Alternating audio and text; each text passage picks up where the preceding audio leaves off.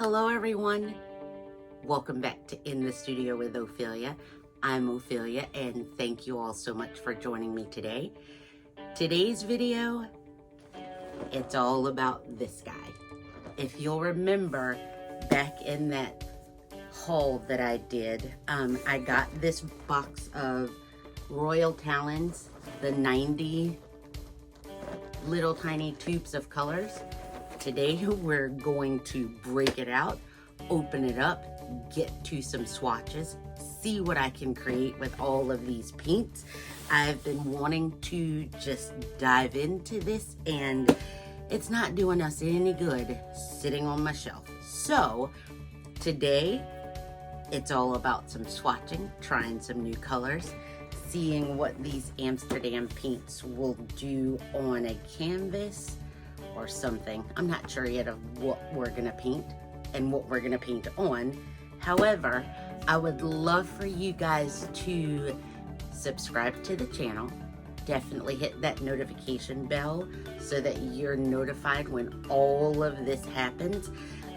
If you like this video, please give it a thumbs up. And as always, thank you guys so much for watching, and I'll see you next time. Bye.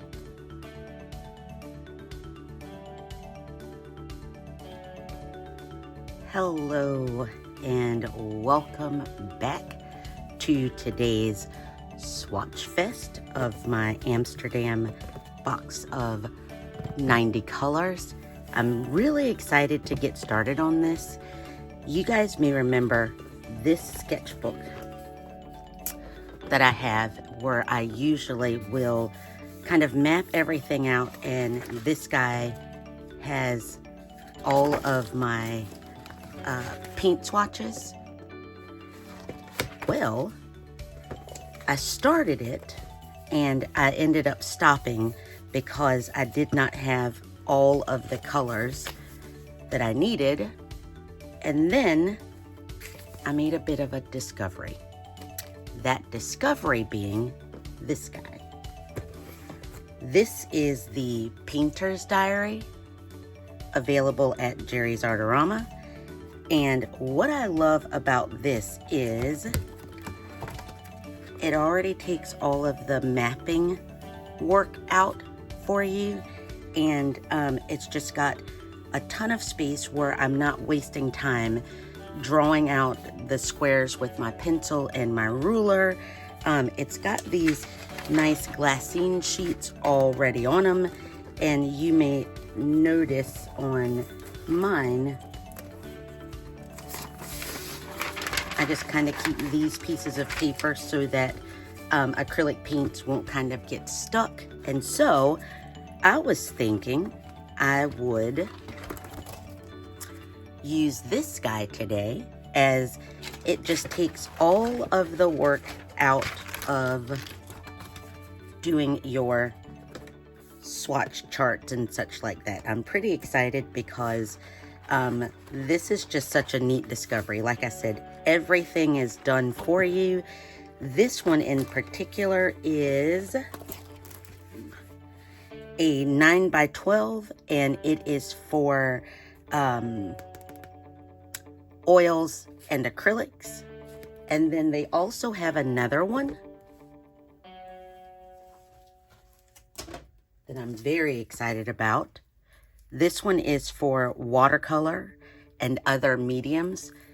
So I can't wait to start swatching my other materials, watercolor, color pencil, all of the above in this guy. But I just love that all of the charting is done for you. What makes it superbly easy is these pages are removable, so you can take them out, for instance, and then when you're all done, you can put them back in to keep your diary together. I am going to link a video where Emmy, the resident artist at Jerry's Artarama, did a video with these, and then Heather Goldstein, the creator, of this painter's diary, she also did a video, and I was just so inspired by that Jerry's Live with Emmy, where she did swatching and such, that I, because we all know me, I had to go out and get it. And so what I'm gonna do is go ahead and set this up where I record, of course, the name of what I'm actually swatching, and then I'm gonna list the color names, and then I'm gonna go ahead and get started. I love that this black line here lets me see the transparency of my colors. And then if this top layer is going to be, for instance, your mass tone or the color straight out of the paint tube, we could also use this bottom to mix that color with like a glazing medium so we can see the transparency of it. And then we could also make a mix it with white or black down here. So I'm not quite sure yet of exactly how I'm going to do it. I'm just kind of excited that A, I'm going to use this big guy, and B, I don't have to map things out anymore. That's kind of what's exciting. So I'm going to get ready and start labeling this out, and we'll start swatching. Okay, so far all I've done is labeled out each one of the colors, and I realized very quickly that the container has all of the colors listed out with the color numbers. So I just copied everything back on, and I put a little bit of black paint here at the zinc white and titanium white, just to kind of swatch those across that dark surface to see what they kind of look like. I don't necessarily use zinc white too often, and in thinking about it now, I probably would have only swatched down the titanium white, as that's the color that I use most often. But since I have it and we're here, I'm just gonna swatch them all out. What I've decided to do, however, is swatch out all of the colors, having the mass tone up here at the very top. And I'm going to scoop this up so we can see it. I'm going to have that mass tone up here at the top. Whoops. Wow, I'm out of focus. Out of frame, that is. The mass tone will be here at this top line and coming down just to check the transparency. So I'll go take that mass tone down over that black line. And then what I'm going to do is mix each color 50-50-ish with some satin glazing liquid, just to get the glaze of each color. And then I'm going to use titanium white to create like a pastel type tone of each color. So that's what I'm going to do here. As I said, this is a whole lot of Swatchfesting. I am not even going to be too scientific in my 50-50 mix, but I'm going to try my best to get each color, excuse me, each color and the satin glazing medium, or each color and the titanium white, to about half and half. For my swatching brushes, I'm basically using 3 types really. This Polar Flow, it's by Creative Mark, and it's the 700B 1/4 inch. And pretty much to keep everything uniform and to make sure I don't have to keep washing out each individual brush as I go, I'm also going to be using this Creative Mark. It's the Creative Inspirations. It's also a 1/4 inch flat. And then I have this Creative Mark Creative Inspirations. This one's a long handle 1/4 inch flat. So between these three, I'm not having to clean my brush off as often. What I am using though is I've got my water bucket here. Figured I would need a bit more, quite a bit more water. So I'm just using this, it's the Jerry's brush washer and basin, and I'll make sure to leave all of the supplies that I'm using linked down in the description. But this is great in that it's got those ridges down here in the bottom, and this guy's been used.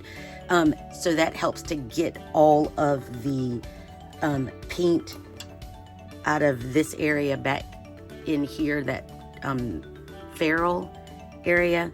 So I always like swish it around in the water, but then give it a really good brushing against these ridges down in here, and that kind of gets all of the excess paint out. So that's what I'm going to be using. I am going to mix white with all of the colors because that's the color that I use most often in my paintings. If you use, say for instance, like a Payne's Gray or black in your paintings with acrylic paints, you may want to then mix all of your colors with black so that you get that tone of each individual color. You guys know that I just absolutely love swatching my colors, and so I'm gonna stop talking and get to swatching.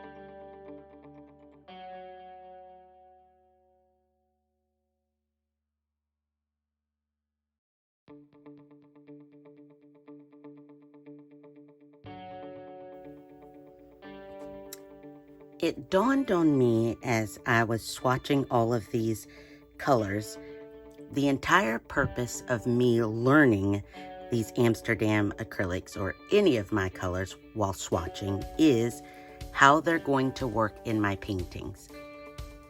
And I realized that, yes, the pure mass tone is great, but I don't usually work with glazes, and that's this middle row here where I did all of the colors with glazes.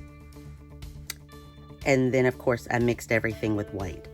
In my paintings, I definitely use white, but then I thought because I use Payne's Gray, it would be far more beneficial in learning my colors to swatch that mass tone, swatch it with white, but then also have mixes with Payne's Gray because that's what I would usually use.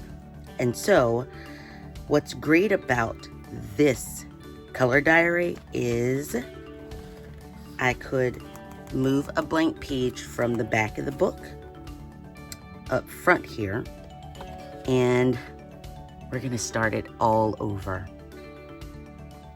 What I've done is this square is about 1 inch, so I just used a pencil and divided it in half, and I'm going to swatch the mass tone, a mix with white, and then a mix with Payne's Gray. So all I did was write all of the names all over again.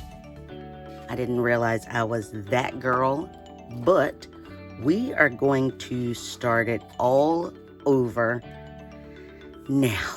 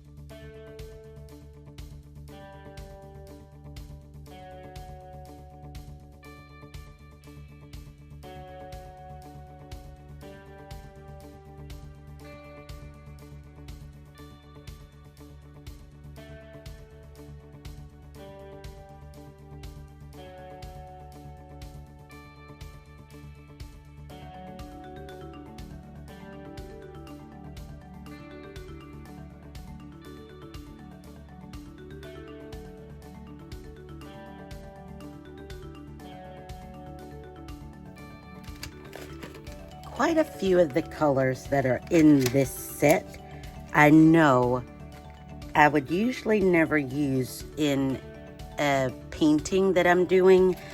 For instance, like these are the reflex colors. Now, I will say, whenever I'm painting papers, I love using these for like a pop of color. I would not necessarily like use a bunch of them or a bunch of the color and paint a whole piece of paper with this, but like to mix these with white or other colors, I love using them when I actually paint ephemera and such like that. So I'm not going to swatch these in my color diary. And the ones like the pewter, the bronze, the copper, again, I most often would not use these in a painting. They look really cool, and so I probably will reserve these. I think I'd done a jelly printing video a while back that I will link, where I used a gold. And now I'm looking at some of these colors, like this pewter looks really cool, and I just swatched because I just wanted to see what it looked like. This graphite color is also really cool. So I think I will reserve these and not swatch them in the painter's color diary. But a lot of these look really cool to be able to use in other things. So I'm not going to swatch these. However, and let's move this guy. These guys. These are the pearl colors. Oh my gosh, I am going to swatch a few of these, but I feel as though these need their own separate swatching video, because some of these just look really, really cool, and I almost wonder what they would do mixed in with a bunch of the other colors. So I'm going to swatch these with the regular titanium white and Payne's gray, but man, I think I'm gonna have to revisit these for mixing in with other colors to see what I can get. So back to swatching we go.